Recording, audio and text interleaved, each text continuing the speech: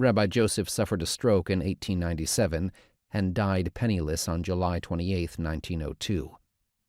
Only then did he receive the respect that had so long eluded him in life. On July 30th, nearly 50,000 mourners gathered in a procession through the streets of the Lower East Side to accompany the rabbi to his final burial place. In death, the good rabbi was about to receive fame as the object of anti-Semitic violence. As the procession passed the large factory building of the R. Hohen Company printing press factory, workers inside began jeering and throwing pieces of wood and iron, rubbish, and water-soaked rags out of the upper-story windows onto the men, women, and children escorting the rabbi's hearse below. Some Jews hurled objects back at the workers, while others charged the factory. Surprised by the turn of events, workers on the first floor aimed water hoses at the angry crowd of mourners and called the police. A large detachment of police arrived, and a riot ensued. Instead of going after the workers who instigated the violence, the police began beating, shoving, and arresting Jews. One of the mourners, Julius Reiter, later recalled the police rushing forward and yelling, "Kill those Sheenies! Club them right and left! Get them out of the way!" Adam A. Cross, the police inspector at the scene, blamed the mourners for initiating the riot. Jews in New York City at the turn of the 20th century numbered about 600,000, or a fifth of the population.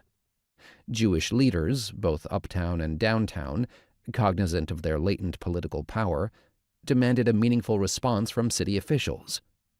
A newspaper confirmed, "One thing is self-evident, and that is, the politicians are all catering to the Jewish vote."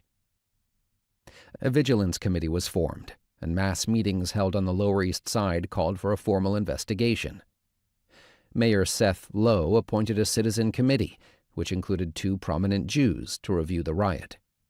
The mayor also instructed Police Commissioner John Nelson Partridge to produce a full report on the incident.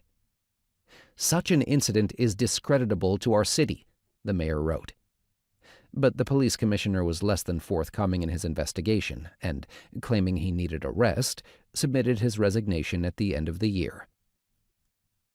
The Citizen Committee report exonerated Jews of being the aggressors in the melee, blaming the Ho employees for instigating the violence and the police for their negligence during the event. The report recommended immediate reforms in the police department, although one historian has noted, "Neither the commissioner's departure, the report of the mayor's committee, nor the riot led to any significant changes." Officers were charged for assaulting innocent Jewish bystanders, but were exonerated. The police practice of using clubs indiscriminately against civilians was reviewed but did not change. Nonetheless, the police understood that their actions would now be under public scrutiny. Jews had flexed their political muscle and used their numbers to obtain a certain level of satisfaction in response to an anti-Semitic attack.